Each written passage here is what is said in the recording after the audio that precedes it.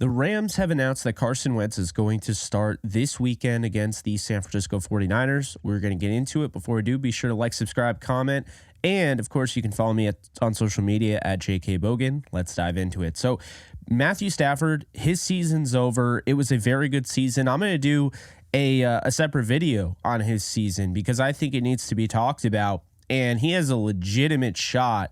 Well, I don't know if he has a legitimate shot, but he absolutely has a case to be the comeback player of the year and probably should win it. I'll get into that in a separate video. I won't spend too much time on that. But Carson Wentz, who I've been clamoring for to be a Ram since week one. I made a video early on the season that they should go after him. I tweeted about it. They finally did. It was a little too late, but it didn't end up being the end of their season. That Packers game, even though they started Brett Rippon, lost 20-3, didn't end up costing them a playoff berth. Now, even funnier, he gets to play in week 18 in a game that they are going to likely rest the majority of their starters. So, what do you need to know? Well, the first thing is the Rams are playing for something. So let's stop with the whole this game doesn't matter, because it absolutely matters. First off, it matters in the rivalry. The Rams have lost, 8 straight to the 49ers? You want it to make it 9? You're okay with 9 straight? I thought you hated this team. So that it does matter for that, but it also matters because the Rams can fall out of the 6th seed and go to the 7th seed and have to go to Dallas to play in Dallas, which they have not lost at home. So I don't know if you necessarily want that. If you want to see Matthew Stafford go back to Ford Field, they might have to actually win this game. Otherwise, the Packers would have to lose to the Bears, which is still possible. But that game starts at 4:25, the same time this game starts, so we won't know until both games are over. Carson Wentz is 3-1 for his career against the 49ers. He's 3-0 in starting against the 49ers. His second to last game against the 49ers, he came in for an injured quarterback. He went 12 of 16, 75 completion percentage for 123 yards and a touchdown. And, I mean, the guy looked really good in that game. He had kind of an up and down 2022. He started the season against the Jaguars with a win, 4 touchdowns. His second game against the Lions, he had 3 passing touchdowns. But it was just kind of up and down. And I think a lot of that, I blame on the coaching staff. First off, you go back, you look Ron Rivera. I've said this before. I'll say it again. I don't think Ron Rivera is a good head coach, and he threw Carson under the bus last year in pressers. But furthermore, he admitted that it wasn't all Carson's fault by his actions. He fired Scott Turner, the offensive coordinator, but then acted like Carson Wentz was the problem. This is my issue. It hasn't really been about football with Carson Wentz. The reason why he hasn't been on a team is because people don't like his locker room stuff, which I think is all ridiculous anyway. With that said, I haven't heard anything but great stuff about Carson Wentz in the Rams locker room, and I think they're going to rally around him and they're going to play good football. But I also think if you're just assuming and you're chalking this up as a 49ers W, then you don't realize Carson Wentz with Sean McVay is a lot different than Carson Wentz with Scott Turner. And I think that they're going to have a big opportunity in this game to get some momentum while also sitting their starters. I don't know who's going to play. I'd imagine Puka Nacua is going to play for the record. I think Carson Wentz can get him that. But I'm very excited to see Carson Wentz. What I will say is if he does have a down game, because it's not necessarily guaranteed he's going to throw for 4 touchdowns. He's actually never done that against the 49ers. The most he's thrown twice was 2 touchdowns. He's got 6 touchdowns for his career against the Niners and 2 interceptions. So here's the deal. He's likely playing with backups on the offensive line, backups at running back, backups at wide receiver, backups at tight end. You have to give this guy, you have to show him some grace and understand that his job is far from easy, okay? Especially if the 49ers end up playing their starters for the first half. This could be a tough one. But this is an opportunity for Wentz. Make no mistake about it. We've seen guys like Matt Flynn, who, he steps in for Aaron Rodgers in the same situation. The Rodgers and the Packers have already clinched the playoffs.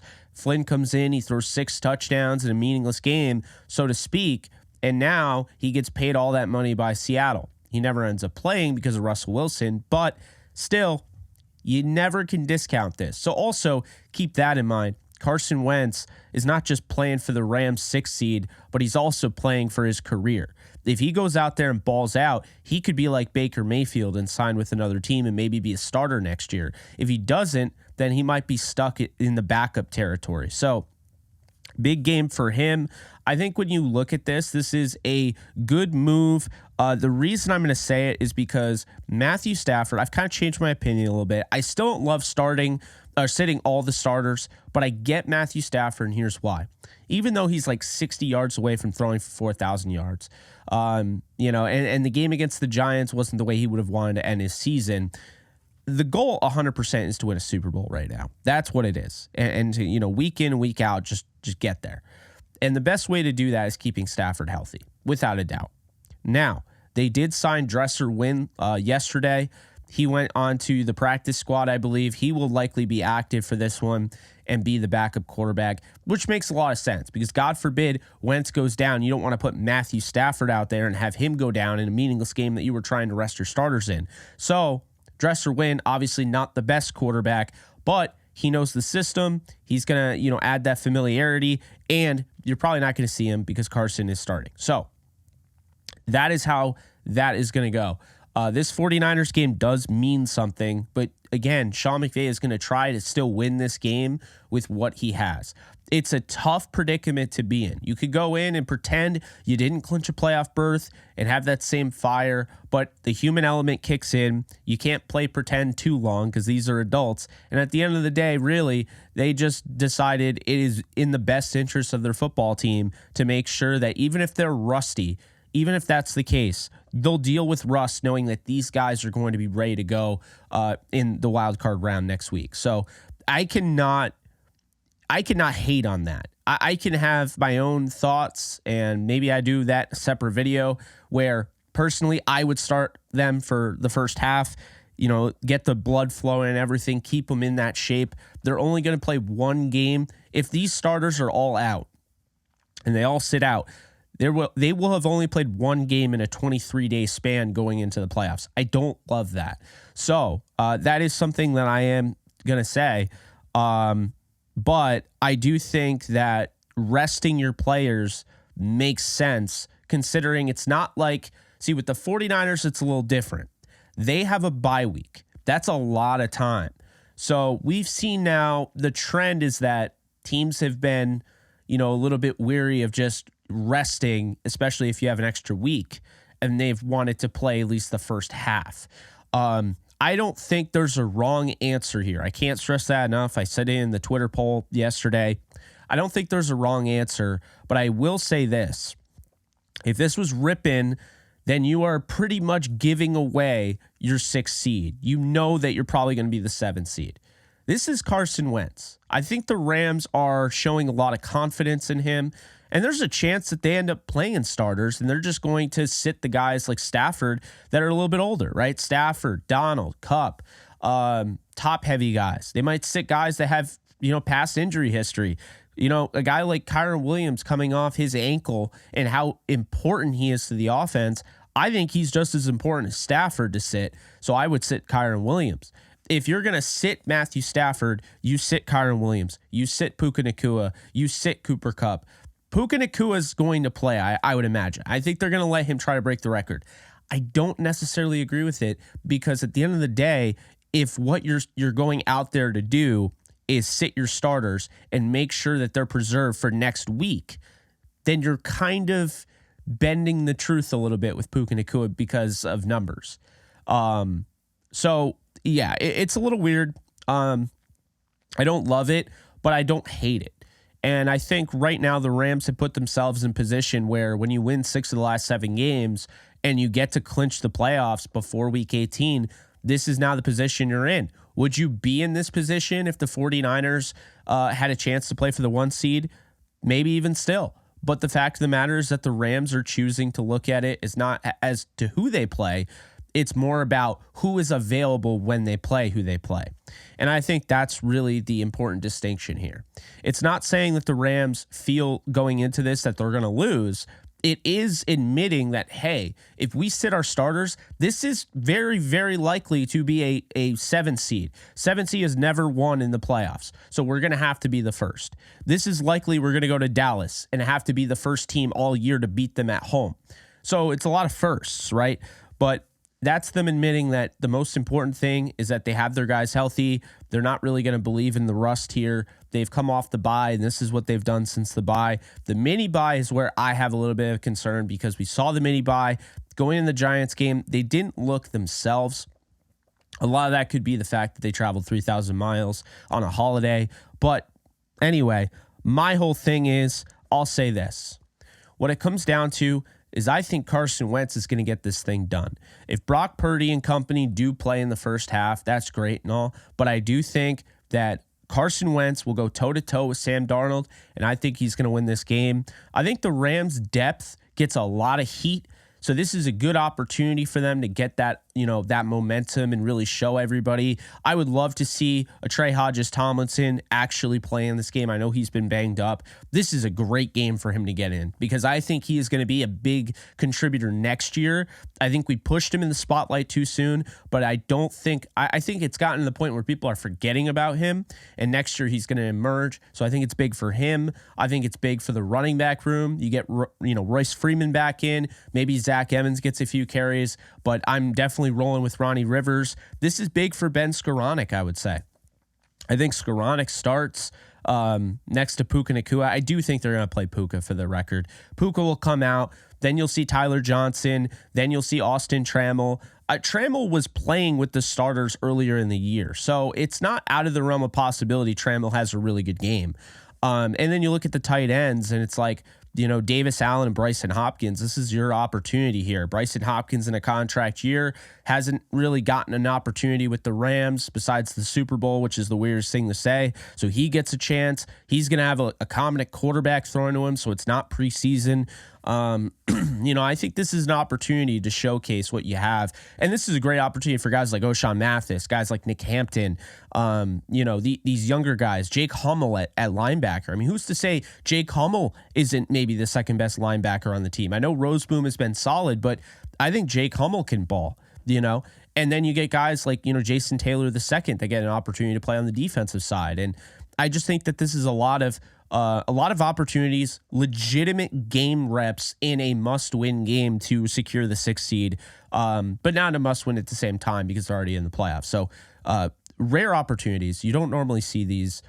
So I think the Rams are taking advantage of this. A lot of growing up to do with the depth, but who's to say? And, we look at it in terms of just the straight and narrow. Okay, starters aren't playing. This is going to be a throwaway game. But who's to say this doesn't help them as well? Who's to say giving Carson Wentz an opportunity here, getting him going, getting him loose, getting him in the flow, should a Matthew Stafford go down, who's to say this doesn't bounce him, and springboard him moving forward, and now he's in a rhythm and he can come in a pinch and play, good football. Who's to say this doesn't help the running back room? Now, a Ronnie Rivers type of game where he just goes off or whatever. Now you feel comfortable if Kyron Williams is showing, okay, we've ran him into the ground a little bit too much here in the playoffs. I can go and give it to Ronnie because I saw what he did in week 18. Who's to say having Ben Skoranek, what he did at the end of last year before he got hurt, getting him back in the flow of things. Maybe you put him back in the offense. You get him reps. You get Austin Trammell reps. Maybe even Tutu Atwell starts in this game. I think at this point he might because he hasn't really gotten any opportunities lately. Who's to say this doesn't help out the offensive line? That, look, the depth is there, but it's a lot of young depth. Like guys like Warren McClendon, they get an opportunity. Who's to say that doesn't help them, should those guys be needed in the playoffs? And the defense. I mean, what if O'Shawn goes off or Nick Hampton and they build upon that and you can use that in the playoffs? See, this is the beauty of it, especially when you have a draft class of 14 rookies. You have 14 guys. So you have a lot of opportunity to get these guys some burn, and I think it's the smart thing to do. So I'm excited to see it. I think this is still a game that they can win, and I think they will win because I think Carson Wentz is going to play good football. I really believe that. I think he's a good quarterback. I've stood by him throughout this whole time where people said he's washed, people say he's trash, all that. I don't think so. I mean, I think he can definitely start in this league too. We saw what Tyrod Taylor did with the Giants. There are plenty of quarterbacks in this league right now, even outside of this league, that can do what Tyrod did, that don't get the credit.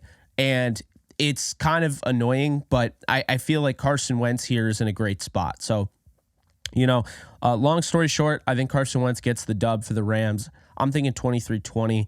I think that the Rams are going to win this game. I thought they were going to win this game regardless, even if both teams played their starters.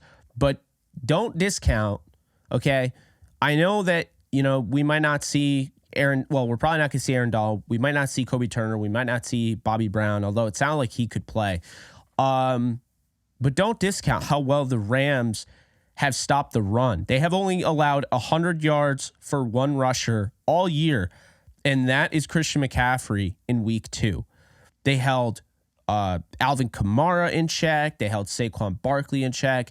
I mean, they've held guys in check that are really good, running backs. So, we'll see what ends up happening. But Elijah Mitchell and Jordan Mason, while talented, they're not Christian McCaffrey.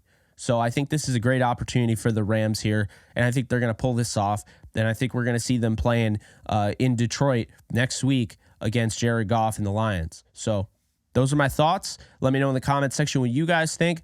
But I'm very excited to see Carson Wentz not only rocking that 11, not only wearing those Rams horns that I was hoping he was going to wear in 2016 when he was my number 1 overall prospect, but I'm excited to see him prove the haters wrong. This guy does not, he's not rah-rah. He's not complaining on Twitter about how much hate he gets. He's just kind of a dude that just does his thing. So I want him to continue to do his thing, and I hope he shows out against the 49ers. That would be great. But that's all I got for you guys. You can follow me at JKBogan on all social media. I'll see you guys soon. Later, folks. Start playing Pick'em or Weekly Fantasy for any sport today, Jake. Users will receive a 100% deposit match up to $100 if they use promo code OTE at sign up. Start playing Pick'em and Weekly Fantasy Football today with Underdog Fantasy. Do you love talking about the Rams, the NFL, or just want to be a part of a community? Join my free Discord server today. We're over 800 members. We got 24/7 live chat, a level 3 boosted server, the ability to call into JE Live, playing online games with us on Kick streams, toggleable alerts for when I go live on YouTube or Kick so you don't miss a live stream, and exclusive giveaways. Click the link in the description, the comments section, or the link that comes up in the video to learn more and join today.